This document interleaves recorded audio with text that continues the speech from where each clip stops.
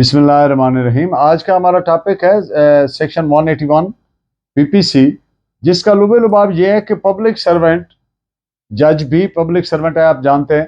Public servant के सामने झूठा बयान देना जुर्म है सेक्शन 181 पीपीसी का। एक तो इस पे इन डिटेल बात की जाएगी। दूसरा, वर्ड इलीगल को डिस्कस करेंगे। और in the end of the lecture 4 खूबसूरत अशार आपके लिए, आपको पसंद आएंगे उम्मीद है। और अगर आप समझे लेक्चर किसी तरह आपके लिए फायदा मंद है तो उसको काइंडली सब्सक्राइब जरूर कर दिया करें ताकि हर लेक्चर आप तक पहुंचता रहे। So to start with, I read out the definition of section 181 as contained in PPC. Whoever legally bound by an oath or affirmation to state the truth on any subject to any public servant or other person authorized by law to administer such oath or affirmation makes such public servant or other person as aforesaid touch that subject. Any statement which is false and which he either knows or believes to be false or does not believe to be true shall be punished with imprisonment of either description which may extend up to 3 years, 3 साल तक सजा, and shall also be liable to fine. यानी जो कोई कानूनन पाबंद है हलफ या अस्बाती अकरार से, अफर्मेशन अस्बाती अकरार, सच बयान करने का किसी पब्लिक सर्वेंट से या किसी ऐसे शख्स से जो अथराइज्ड बाय लॉ है हलफ देने का या अस्बाती इकरार लेने का, ऐसे पब्लिक सर्वेंट या मजाज शख्स, जैसा कि पहले कहा है मुतज़क्रा वाला, उस मौजू पर वो शख्स बयान देता है जो गलत है, जो वो जानता है, मानता है, नोज और बिलीव्स टू बी फॉल्स, कि वो झूठा है, या ये जानता है कि वो सच्चा नहीं है, तो ऐसे शख्स को 3 साल तक सजाए कैद और जुर्माना की भी सजा दी जाएगी। For practical purposes, practical point of view, quite important इस सेक्शन, क्योंकि डेली प्रैक्टिस में, अदालत वकालत में आप जानते हैं बयानात दिए जाते हैं, लिए जाते हैं, तो इसलिए ये बहुत अहम सेक्शन है, आपकी तवज्जो दरकार होगी। सेक्शन 181 पीपीसी का जुर्म कॉन्स्टिट्यूट होने के लिए, बनने के लिए चंद अहम तरीन जो इंग्रेडिएंट्स हैं, अज्जा हैं, वो नंबर 1 क्या है कि मुल्जिम ने हलफ या अस्बाती अकरार किया। किस चीज का? नंबर 2 कि वो सच बयान करने का पाबंद है, legally bound to state truth. Number 3, हलफ या अस्बाती अकरार, ओथ और अफर्मेशन, किसने लिया? पब्लिक सर्वेंट या कोई ऐसा शख्स जो कानूनन मजाज था। नंबर 4, मुल्जिम ने इस तरह पाबंद होने के बाद अब लीगली बाउंड टू ट्रूथ क्या है कि हलफ लिया या अफर्मेशन लिया, अब वो legally bound to state truth है। इस तरह पाबंद होने के बाद उसने बयान दिया। नंबर 5, बयान उस मौजू पर दिया, टचिंग दैट सब्जेक्ट, उस मौजू पर दिया जिसकी बाबत वो सच बयान करने का पाबंद था। एंड नंबर 6, वो बयान झूठा था। नंबर 7, मुल्जिम ये जानता था कि वो बयान झूठा है, या ये और मानता था, मानता था कि झूठा है, या ये जानता था कि वो सच्चा नहीं है। अगर ये इंग्रेडिएंट्स पूरे होंगे तो फिर सेक्शन 181 के तहत मुल्जिम को सजा दी जाएगी झूठा बयान देने का। इन पॉइंट्स पे आप एक judgement note फरमाएं। 1988 bracket 1 crime 867 Kerala. अब अगर अदालत इंक्वायरी कर रही है किसी वकील से मिसकंडक्ट के एलिगेशन पर।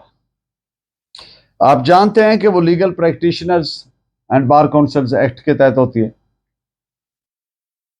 अब अदालत यहां पे कानूनन कॉम्पिटेंट नहीं है कि उससे ऑन ओथ स्टेटमेंट ले, और ना ही वकील पाबंद है कानूनन के सच्चा बयान दे। वजह, सेल्फ इंक्रिमिनेशन अगर होती हो तो किसी शहरी को पाबंद नहीं किया जा सकता, ये हमारा कॉन्स्टिट्यूशन कहता है। और पीपीसी और सीआरपीसी और CPC and all other laws are inferior laws. Constitution जो है वो सुपीरियर लॉ है। कहीं पे अगर ऐसे आएगा तो फिर प्रिवेल क्या करेगा? Constitution prevail. सेल्फ इंक्रिमिनेशन के लिए किसी को नहीं पाबंद किया जा सकता। इस पे आप एक जजमेंट लिखें, 1883 ब्रैकेट ILR 6 मद्रास 252 DB का फैसला है ये। यहां पे एक बात मैं कर दूं कि ऑलमोस्ट पिछले सारे लेक्चर्स में जो 172 से शुरू हुई है, मैं ये बात कर रहा हूं क्योंकि सभी में ये एप्लीकेबल है। सेक्शन 172 पीपीसी से लेकर 188 पीपीसी तक जितने जराइम हैं, इनमें जो पुलिस है वो काग्निजेंस नहीं ले सकती, उनका इख्तियार समाअत नहीं है, वो पर्चा नहीं दे सकते। एक बात। दूसरी बात, क्यों नहीं ले सकती? सेक्शन 195 सीआरपीसी का बार है। एक बात। बार के साथ साथ एक स्पेसिफिक प्रोसीजर दिया है सेक्शन 195 ने, 195 सीआरपीसी। वो क्या है? अगर कोर्ट खुद प्रोसीड करे जिसमें झूठ बोला है, मिसाल के तौर पर यही जुर्म ले लें, अदालत के अंदर झूठा बयान दिया, वो अदालत को साबित हो गया कि ये झूठा बयान दिया, अब अदालत उसको 181 के तहत प्रोसीड करके सजा तो नहीं दे सकती। अगर देगी तो गैर कानूनी करेगी। तो फिर तरीका क्या है? तरीका ये है, 195 सीआरपीसी के तहत प्रोवाइडेड है कि तहरीरी कंप्लेंट भेजेगी अदालत, किसको?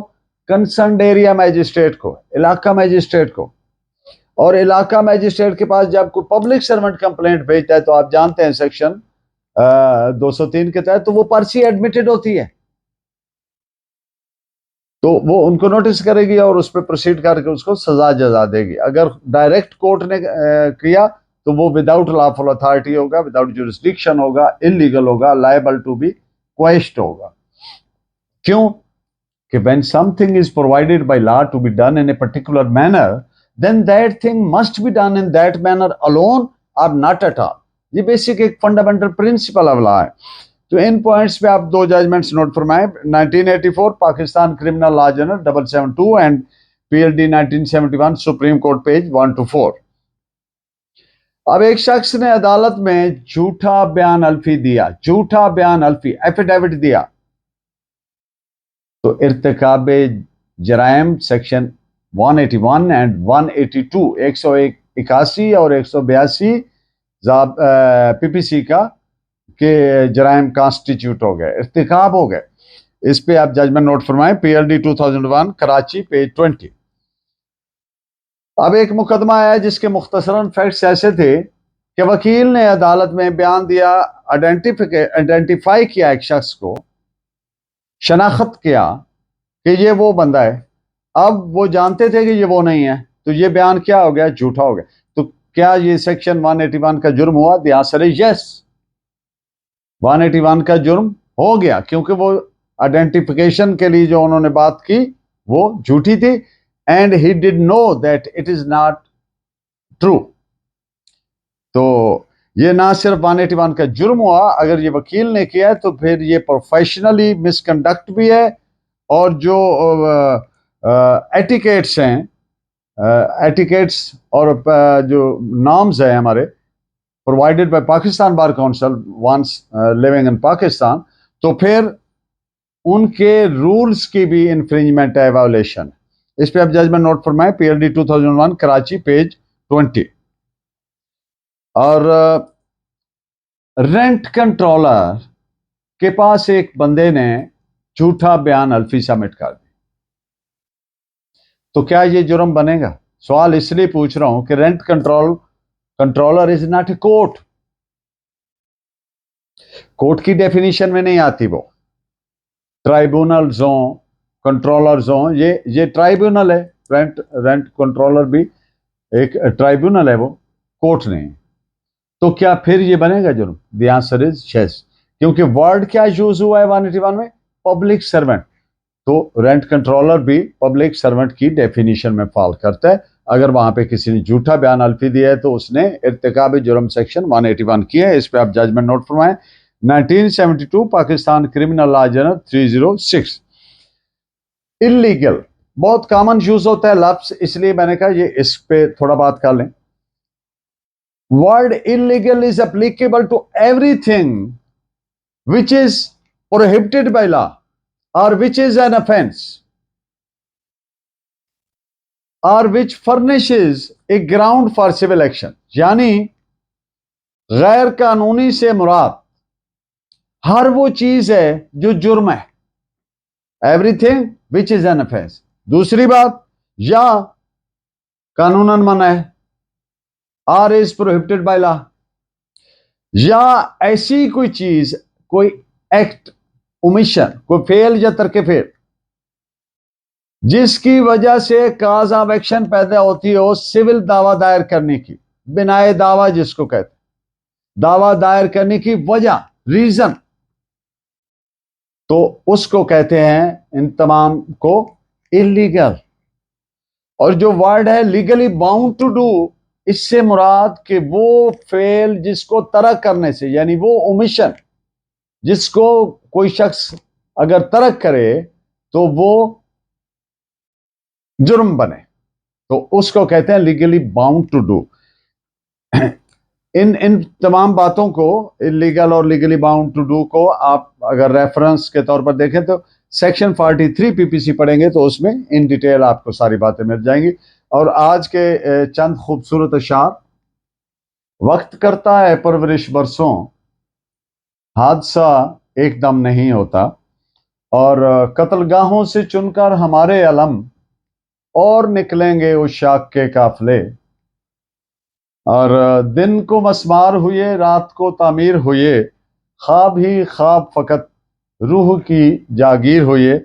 और आखिर में कि अजियत से जन्म लेती सहूलत रास आती है, अजियत से जन्म लेती सहूलत रास आती है, कोई ऐसी पड़े मुश्किल कि आसानी से मर जाएं। आपका बहुत शुक्रिया। Please keep watching and guiding me by your valuable comments.